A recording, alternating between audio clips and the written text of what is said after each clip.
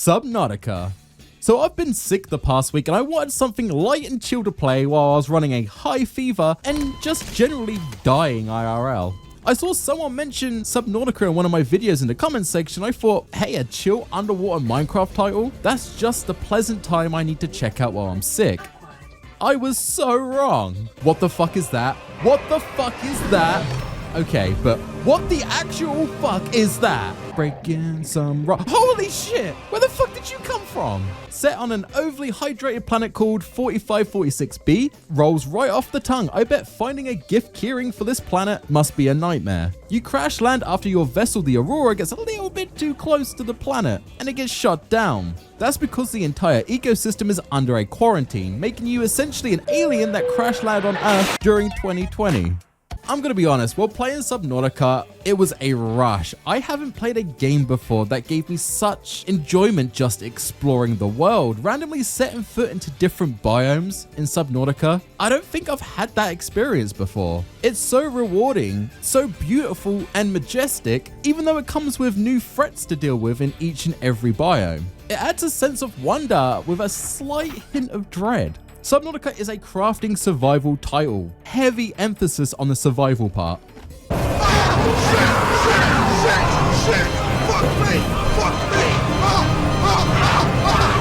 Now, I didn't have really any issues with water before my time on 4546b, but now let's just say I definitely have a new phobia.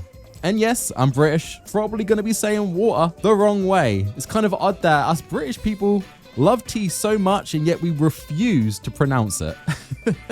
Subnautica is developed by Unknown Worlds. I get it. A dev team that actually had their first breakout success making a Half-Life 1 mod called Natural Selection. This mod was a multiplayer only mode, putting two teams of humans and aliens against each other. It was pretty cool and a lot of players enjoyed their time with it. It was basically multiplayer Valve before multiplayer Valve, and probably heavily inspired games like Left 4 Dead. But I can't find any proof for that, so I might be talking out of my ass. Like I said, the mod was highly regarded and the team set out to make a standalone sequel title called Natural Selection 2 that didn't rely on the Half-Life engine, and it didn't do too bad at all. But their true crowning achievement was Subnautica, released as early access back in December 2014. Jesus. Now, Subnautica went for the early access model, kind of like how Minecraft started in the early days. Basically, the game was super bare bones. It was more of a concept that people could play, with the promise of future content being added in through updates over the next couple of months, years, however long it takes. This included new biomes, enemies, and vehicles, as well as also slowly adding in more lore and plot beats to the game to make it a full-fledged title. In fact, it would take them 4 years to release the full version in January 2018. But with the game fully released now and a sequel in the works, looking like to get the same sort of treatment for early access this year, and let's be honest guys, it will be early access. They are not launching a full-fledged title this year. We're gonna have to wait for that. I thought it would be a fun time to dive in to Subnautica and see if it was really that good. So like I said, right out the gate, the Aurora is crashing down to the planet and we escape through what seems like the only functioning life pod on the ship. Why, you ask? We'll get to that. After putting out the fire, I see I've already made a new friend. How'd you get in here, little buddy? I'm gonna be honest, I think this is a glitch, but you know what? I'm gonna keep him and I'm gonna love him like a son. I will call you, Batman. We exit the life pod and this first shot, man, it slaps so hard. It honestly gives you this sense of wonder as well as also dread. I've never been on a boat out at sea, so I don't really know what the comparison is like, but not being able to see any land in any direction, that's kind of spooky, I'm not gonna lie. So anyway, we need to make the land work for us for survival. Well, make the ocean work for, you know what I mean, right? So graphically, the game is absolutely beautiful. Every area looks so good and so distinctive from each other. I think that's partly because of the Pixar-esque design for the models. Everything's kind of rounded and looks super colorful and saturated. For me, it makes the game look absolutely timeless. This game could have released today and I would have absolutely no issue with how it looks. And though the soundtrack is a bit lacking, there are some insane atmospheric pieces.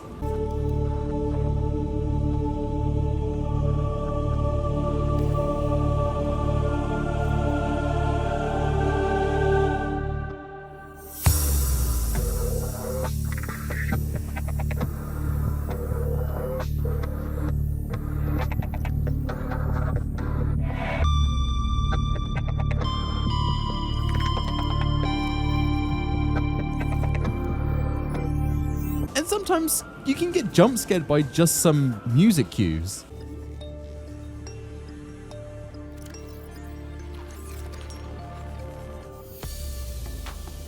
Did I do something to warrant this?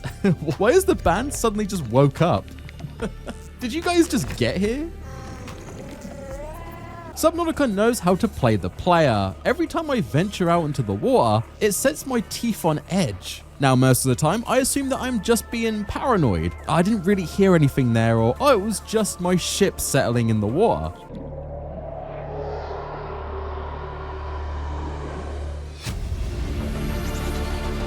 But then other times, no, screw you game, I know you're fucking with me. There was no reason to play a sting at that precise moment other than to make me shit my pants. I hate how much I love you. Luckily, most of the creatures around this area are pretty peaceful. Well, most of them. Breaking some rock. Holy shit! Where the fuck did you come from? Can these guys just like attack you out of the sand? Oh my god. And though the water tastes a little bit funny, I'm sure that won't be an issue later on. We start hunting for materials to help us make better gear, and that's basically the gameplay loop. While exploring, you need to maintain your hunger thirst levels, and thankfully there are these bladderfish that are essentially living water bottles in the water. And in terms of food, well, I hope you like sushi. Not gonna lie, it was really hard to fight the temptation off to eat Batman.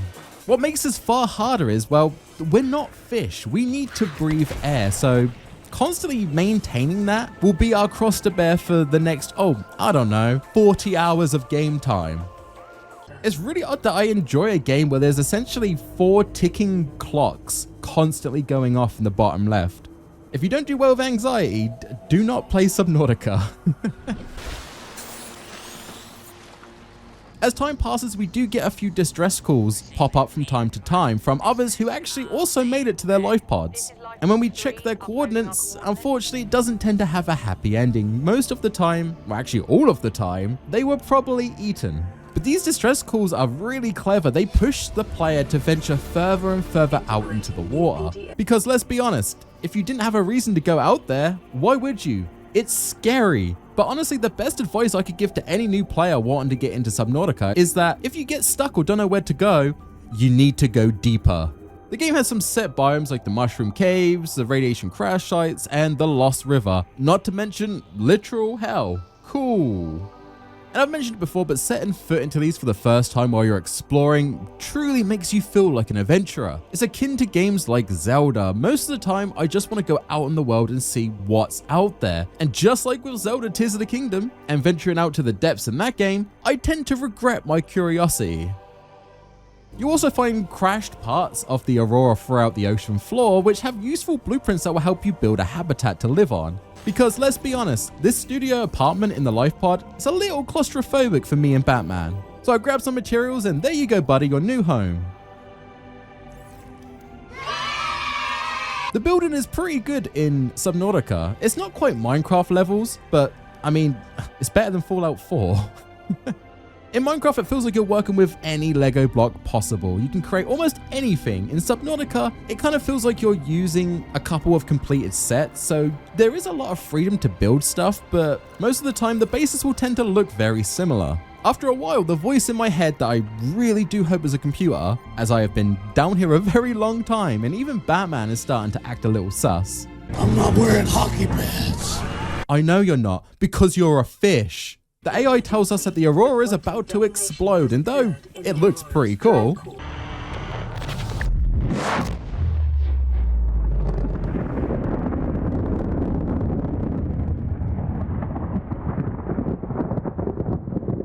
turns out that was the reactor, and now it's polluting the ecosystem with some insane radiation that will destroy it completely. Doesn't seem like a big problem as most of the fish out there are dicks, but Batman's family lives out there, so I kinda need to deal with this. So we need to head over to the Aurora and turn off the reactor. Easy, I'm pretty stacked and I've got my Seamoth that I later call the SS Starter.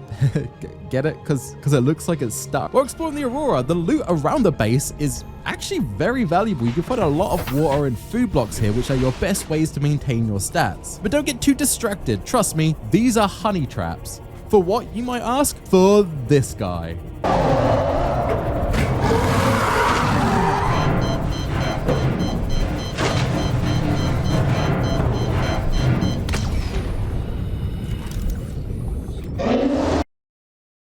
No lie, I paused at this point and I went away for about 10-15 minutes. This scared the shit out of me. That is a Reaper Leviathan. And honestly, it's such a good monster. Even in late game, I try my best not to piss these guys off. They will take you out, no problem, and destroy pretty much any vehicle you have gained even the slightest attachment to. No! Stutter! It was far before your time. No! Anyway, back to the Aurora. After putting some Hello Kitty plasters on the reactor's boo-boos, we finally stop the radiation and the planet can rest easy. We also learn a lot of insane blueprints for new vehicles like the exosuit,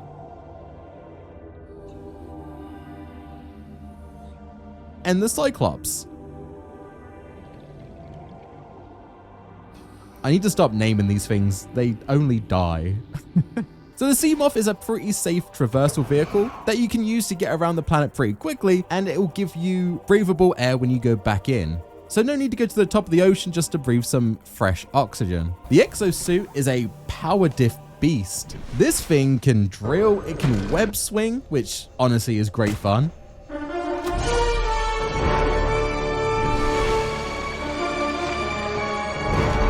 And it shoots missiles. They say not to let the power go to your head, but I'm on a full ego trip with this thing.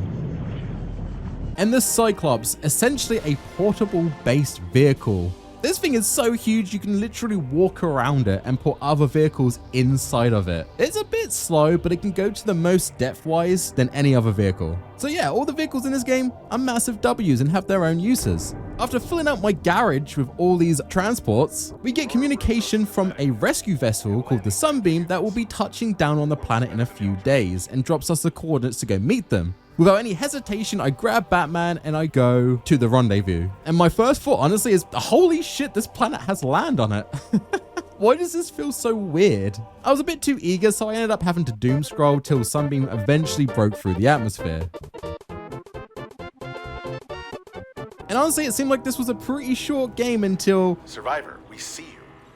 Man, I don't know how you held out down there. We broke an atmosphere and we're descending towards the landing site. Is that a building down there? What do you mean you can't identify it? Hold on. No turning back now. Positions, everyone.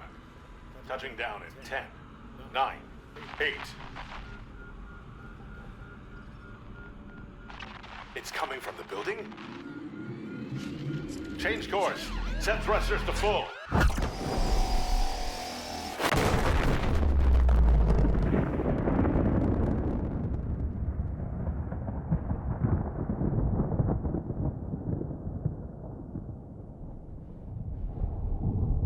All right, let's get you back into your tank, Batman. Maybe first let's shut down the big alien FU gun. So it turns out that not only humans have crashed on this planet a few times, but a race called the Precursors came to this planet and they built the weird green stuff you see everywhere. Their system, unconsensually, put something long and pointy into us.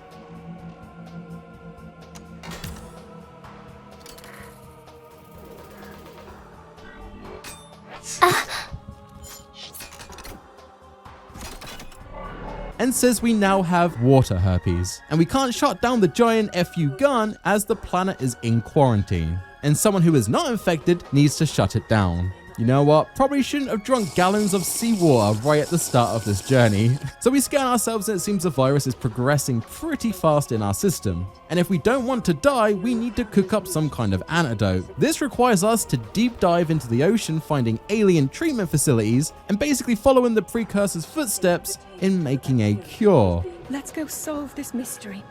Unfortunately, these facilities leads us so deep into the ocean that this game basically becomes a horror game.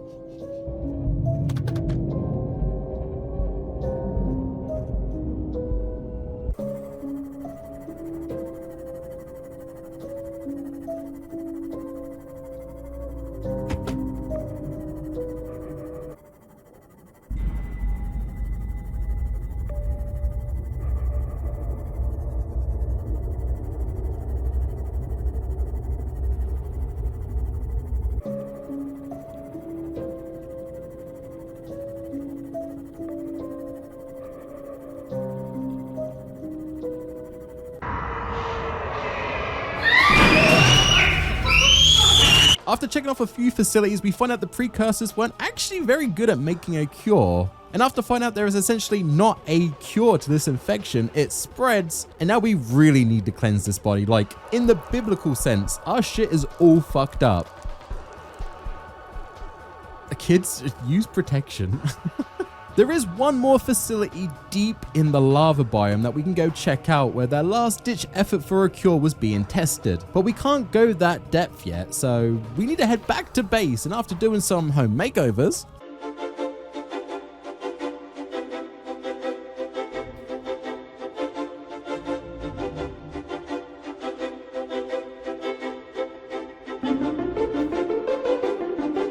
and forgetting that glass is not very strong underwater,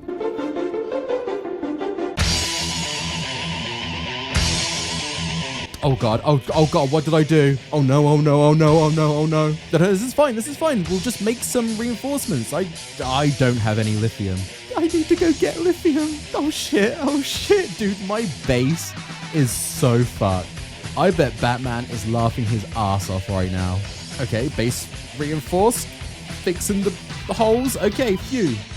Let's not do that again. I modify all my vehicles to go as far as possible in the depths of the ocean, and thank God this jump scare happened while I was above sea level. Jesus, dude.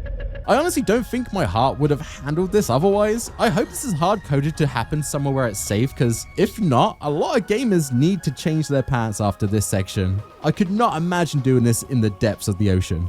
Anyway, with that done, we venture back out for the lava area. For the lava area. And honestly, the Cyclops makes this far more terrifying than it should be, in my opinion. It's so slow and you have to keep like turning the lights off when things get close to you. It's spooky. Now, this boy is thick, and I mean thick, like 2 C's thick. The amount of times I run this thing aground is ridiculous. I was so confused to why I wasn't moving in this section until I got out and just realized I am just a bad driver.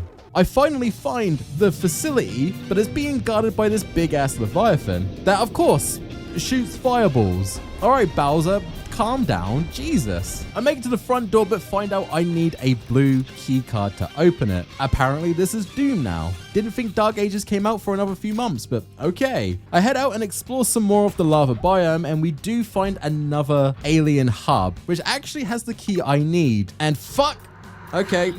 I guess these are not hard-coded. BRB, I need to go change my pants. Come here, to me.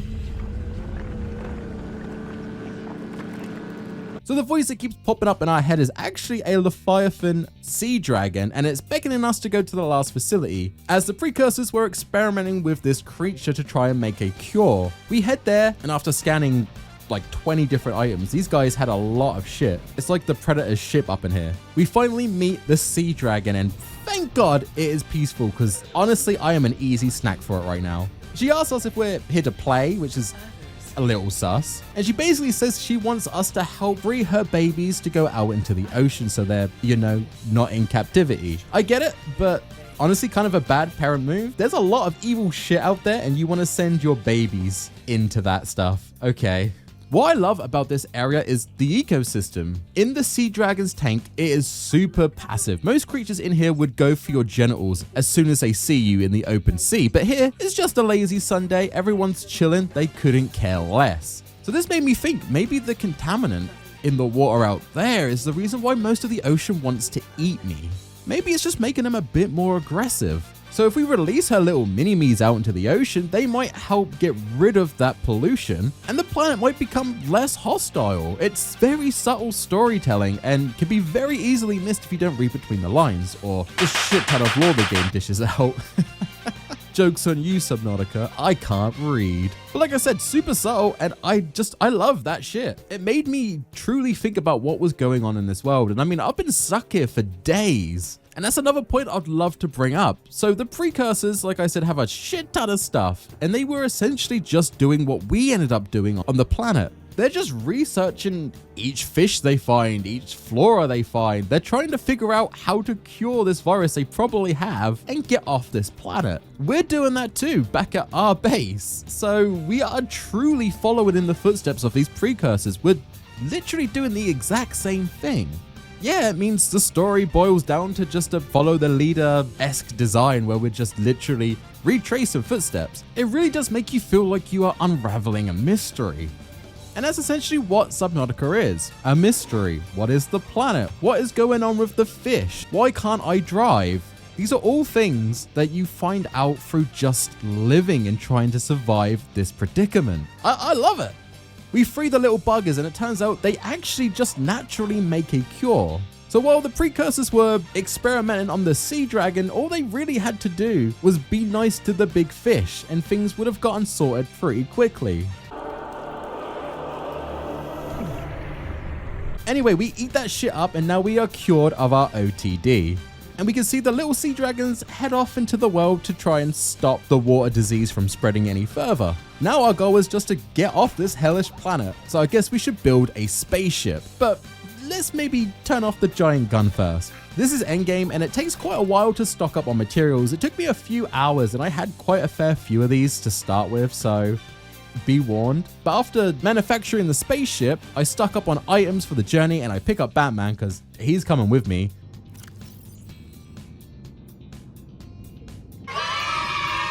Really hope he's not infected. Maybe I should take him to the sea dragon. Doesn't matter. Before we leave a message in our base, just in case someone else happens to stumble upon it on 4546B with some helpful advice. And we also leave a care package for anyone who might find it. Apparently these time capsules actually go to other players' worlds where they can just stumble upon them in the ocean floor. I looked it up, it turns out that these need to be screened by the devs themselves, so I doubt this is actually still a function, but just in case, I thought I'd send one out there for you guys. And with that, me and Batman leave the planet, thus ending our time in Subnautica. And I'm gonna be honest, I was so surprised with how much I truly loved my time in this game. Thank you Garfield827 for recommending this game in the comment sections. I really enjoyed it. The gameplay loop on the surface is pretty basic and kind of shallow, but it keeps you invested right up until the credits. The devs have a way of constantly giving you this sense of dread and loneliness, which is ironically kind of refreshing, and the game gives you just enough hope now and then throughout the main plot beats just to snatch it away and crush the player. And every single time, it hits perfectly. Maybe I'm a masochist, but I love that stuff. The game still holds up so many years after launch, and honestly that's thanks to its creative take on the survival genre, and the graphics looking actually pretty damn good.